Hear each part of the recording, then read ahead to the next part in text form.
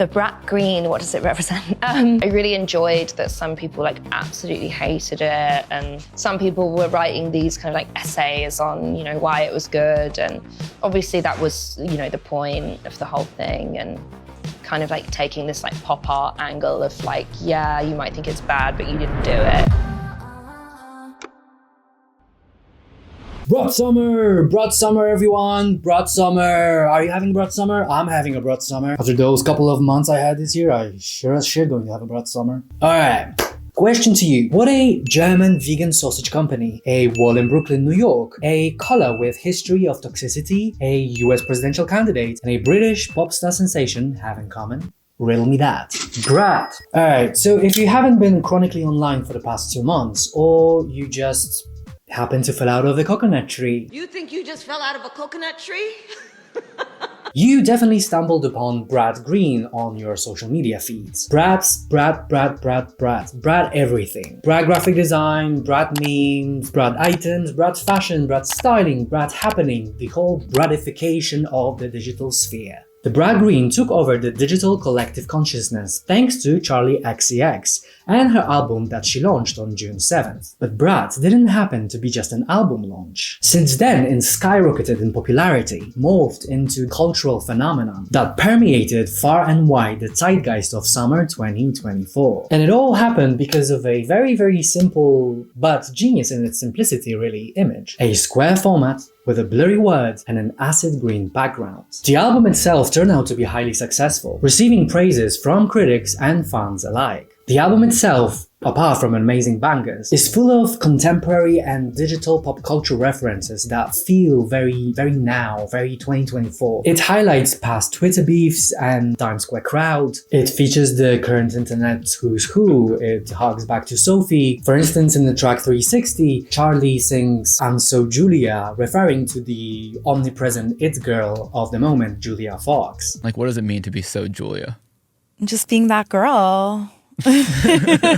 Like being confident, putting yourself out there, being out, being about, being the center of attention, just being that bitch. So the album became quite big, but what is the most interesting part about it is its marketing and its branding and how it affected the popular cultural landscape throughout the last month. And curiously enough, the whole concept for the album started from that very graphic. Charli XCX came up with the artwork first, before even writing any of the music, and tried to tap into the feeling that the image was giving off. Charli had been sitting on the name Brat since 2022. The full concept began to take shape in the form of text with her manager about the tone and the feeling she wanted to evoke through the album. To quote Charli herself, "I kept musing on this for a while, and then in 2023 I made a mock-up for the album cover, a green square with the word Brat typed out over it. I just made it on my phone. I'm not very technical, and I think the lack of design knowledge sort of created a parameters which already felt very stubborn, very bratty.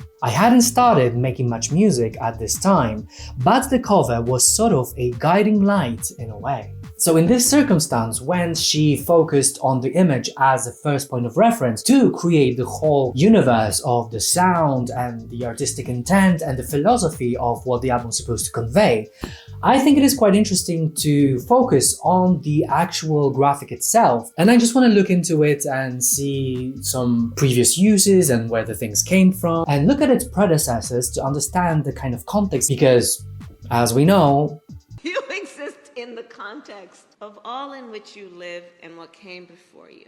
So the question is, why Brat and why that green? In its combination, it seems quite simple and almost lazy, very lo-fi. But what I believe is this is where its appeal lies, actually. So when we look at the word brat and its definition and its history of use, it is quite interesting what Charli had done here. You know, by definition, the word brat means ill-mannered and not well-behaved kid, somebody who acts out and is annoying and he's essentially an asshole. That's what means when we say somebody is bratty. So when it comes to historic use, there was this thing in the 80s called brat bag, which was a term coined point in 1985 by the New York Magazine article, which referred to a group of adolescent actors who happened to star in many of the coming-of-age movies. Emilio Estevez, Anthony Michael Hall, Rob Lowe, Andrew McCarthy, Demi Moore, Judd Nelson, Molly Ringwald, and Ali Sheedy.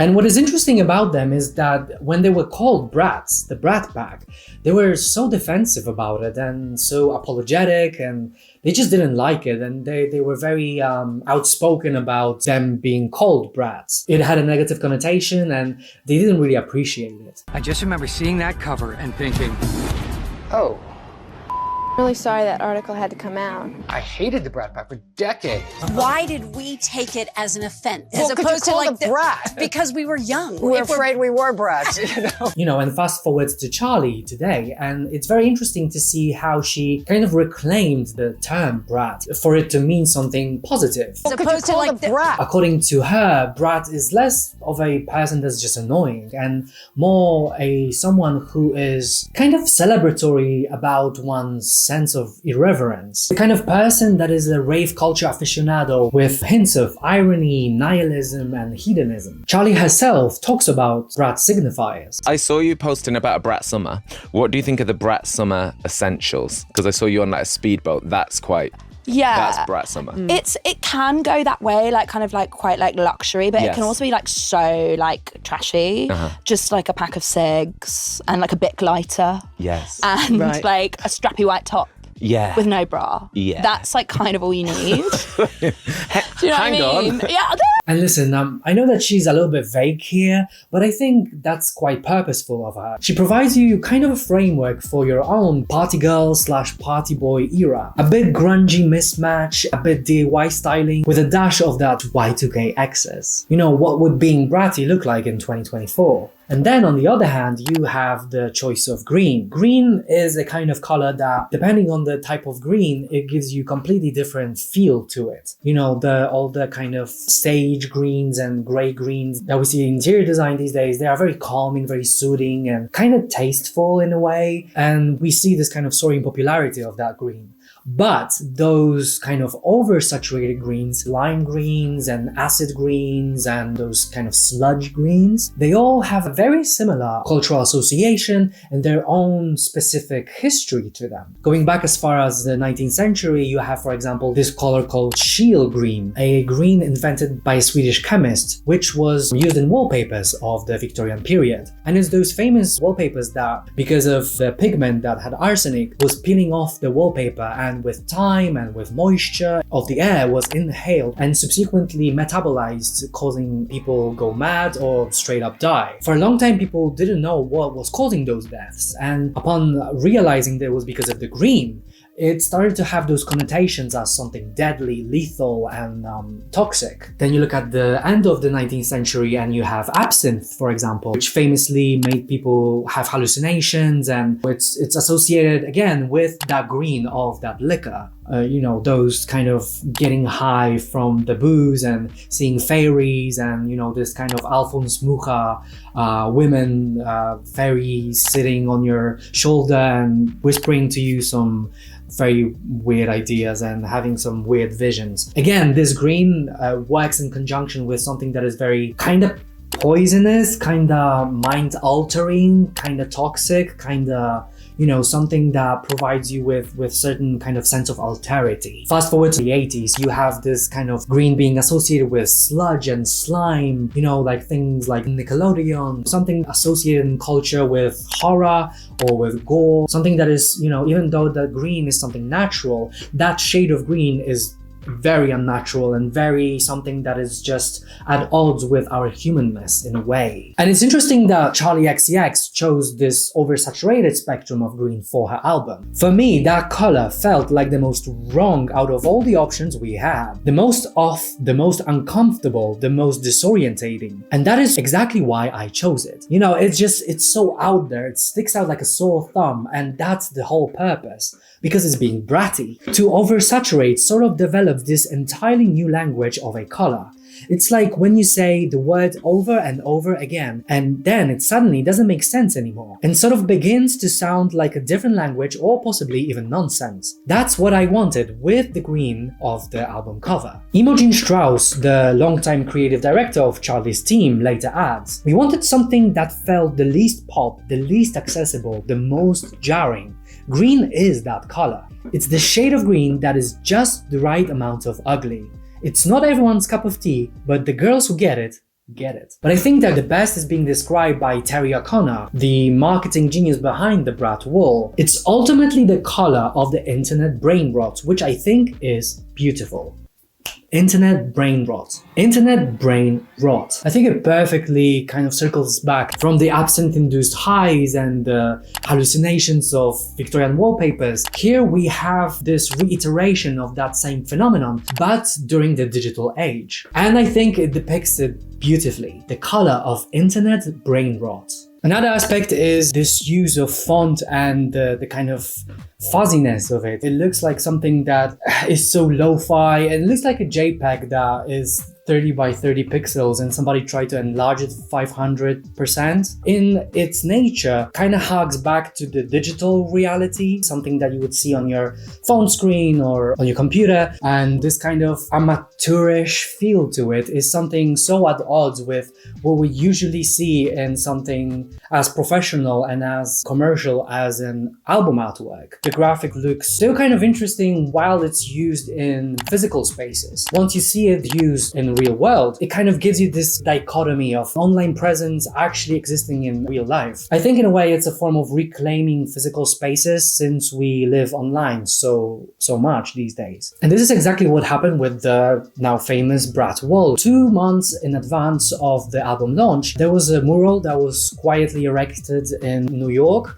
of the album artwork. And for the subsequent 2 months, there was a variety of different messages that were painted on it. And people were pilgrimaging to see that, to see the changes, to see what will be written. They were taking photos. They were soon treated the place as a meeting point. And as well, Charli XCX herself surprised fans with her kind of impromptu visit and performance of 360 song out of a car. Her intent with the wall was to cause a massive scene by offering a space where me and my fans could come together as one without the barriers or stiffness of the normal fan events. I think the in-person spaces are really important right now. They strangely feel more human than ever before, probably because we all live our lives mostly online. So in a way, this creates a sense of subversion, how we bring the digital spaces into the physical world. And it feels very out of place, but at the same time, it feels very interesting and very intriguing in a way. Soon, the electrifying marketing of Brat and its kind of cultural messaging, along with the success of the album itself, spread far and wide. And this is an interesting kind of a trick, you know, because the branding is so basic, the green Arial narrow font that everybody has on their computer, the lo-fi quality of it, kind of invites you to replicate it. It's so easy replicable that it invites you to participate in a way. And that's exactly what happened. So anyone with the computer access and basic graphic design software can use the color, the font, and any kind of imagery and associate one with the other, and will create a bigger kind of narrative and bigger Brat lore. People were happy to do it, and they were doing it willfully, and that in a sense created such a huge reach. And rather than the team trying to fight the use of intellectual property, they actually encouraged people to copy, to make graphics in similar streak. The team devised a Brat generator where you can type in any words and it actually looks like the album artwork. And it provided them with the free toolkit to be part of the general language of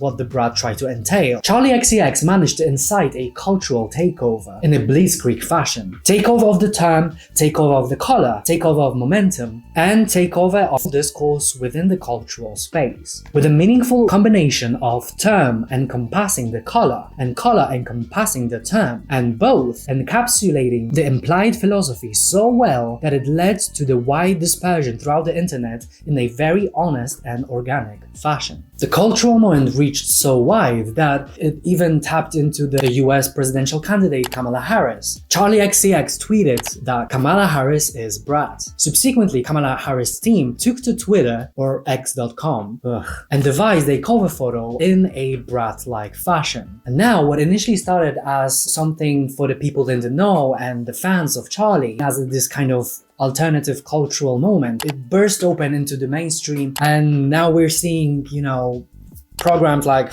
Fox News that try to explain to baby boomers what a brat is, which is... Kamala is Brat, and this is in reference to her album. It's called Brat, in a language of their own that apparently nobody at this table speaks. Oh my god. Kamala has branded her Kamala HQ Twitter page with the same aesthetic of the album. That's another Gen Z word, aesthetic. Aesthetic. I am supposed to say, that's Brat.